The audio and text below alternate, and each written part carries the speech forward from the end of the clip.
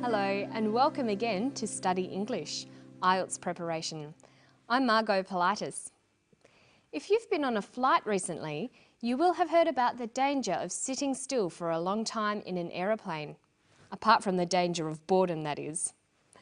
The danger is from a condition called deep vein thrombosis, or DVT. Today on Study English, we'll listen to a doctor talk about DVT. Then we'll look at how to talk about things that might happen in the future. Deep vein thrombosis is where a clot forms in the calf veins and occasionally in the veins of the leg, sometimes in the veins of the pelvis. And this is a great concern because the clot may dislodge, travelling with the flow of blood into the right side of the heart and from there into the lung. When we're travelling on long haul flights, several things happen. First of all, we're stationary. We're not moving our legs, so there's no physiological compression of the calf muscles. Blood tends to sit in the veins and make clot. Number two, the environment is dry. We dehydrate. We may drink some alcohol. We dehydrate even further. Alcohol is a diuretic agent. It results in us actually drying out, and that makes the blood a little bit thicker and stickier. And these factors lead to clotting. Sometimes, perhaps particularly in the economy section of an aeroplane, we may be a little bit cramped and our leg may be slightly compressed on the seat.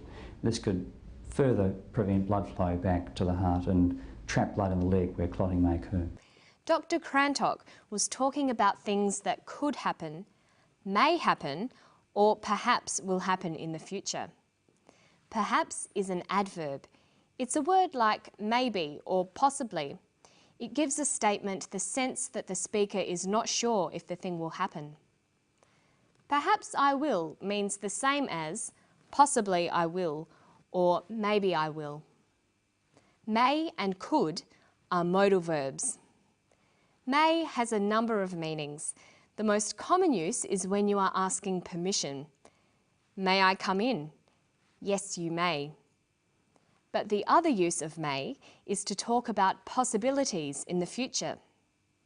I may come in tomorrow means in the future I will possibly come in, but it's not definite.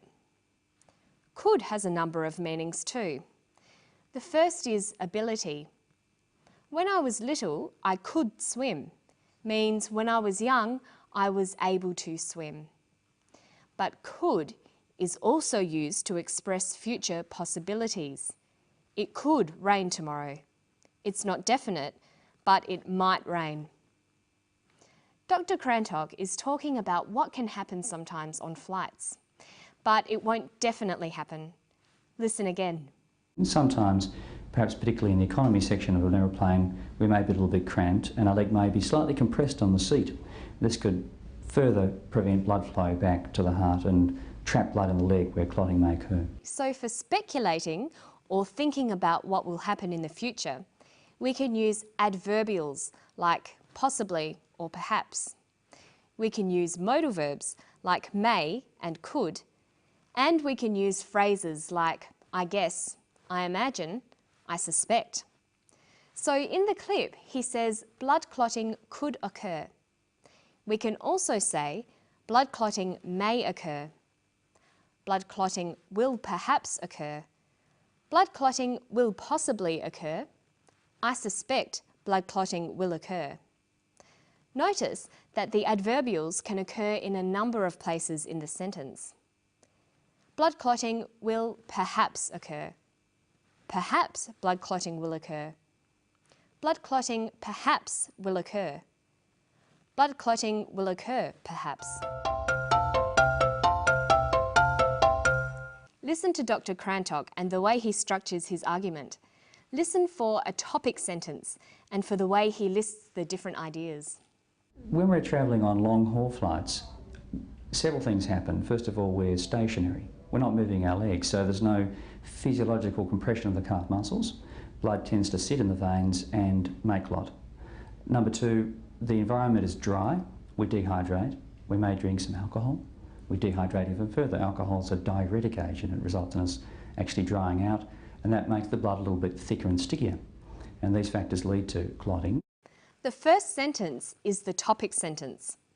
He said, when we're travelling on long-haul flights, several things happen. So we know from this topic sentence that he's going to tell us about travelling on long-haul flights. But there are lots of things you can say about travelling on long-haul flights. So he says something else in this sentence that gives us more information.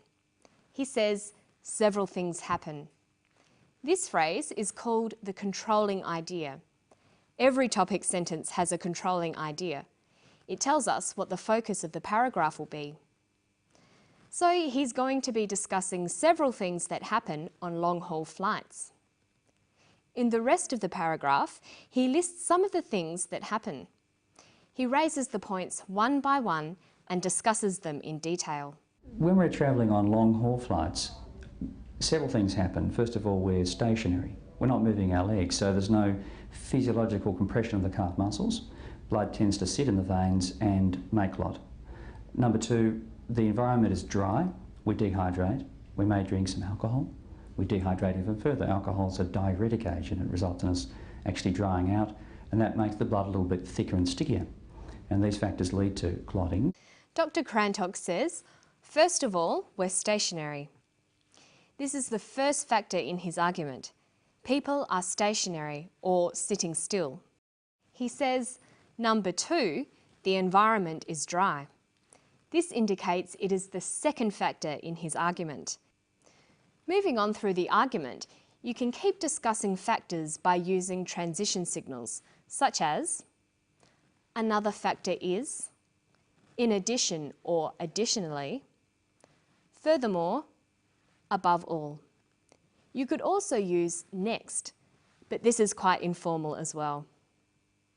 The last reason or item in the list could be introduced by lastly or finally. It's good practice to watch out for these transition devices when listening to someone talk. They'll help you to follow an argument more clearly. Finally for today, let's look at some definitions. Dr. Crantock gives a definition of the condition he is talking about because it's an unusual medical term. Deep vein thrombosis is where a clot forms in the calf veins and occasionally in the veins of the leg, sometimes in the veins of the pelvis. He says, deep vein thrombosis is where a clot forms in the calf veins. This is a common pattern for giving a definition. First, name the thing being defined. In this case, it's deep vein thrombosis. Secondly, use the verb to be, is or are. Here we'd say deep vein thrombosis is. Thirdly, we can write the class. What kind of thing is it? In this case, DVT is a medical condition. So we might have deep vein thrombosis is a condition. Next, we use a word like which, who, where, or that. Deep vein thrombosis is a condition where. And finally, we give the characteristics of the thing. This could be a physical description or a description of behaviour. In the case of a medical condition, this would most commonly be the symptoms or effects of the condition. Deep vein thrombosis is a condition where blood clots form in the veins. Let's try a couple of examples. What is a computer? It stores and processes information. A computer is a machine that stores and processes information. What is an accountant? Well, we have the phrase analyses and deals with finances. An accountant is a person who analyses and deals with finances. And what is the time? The time is something that we have run out of for today. See you next time on Study English. Bye-bye.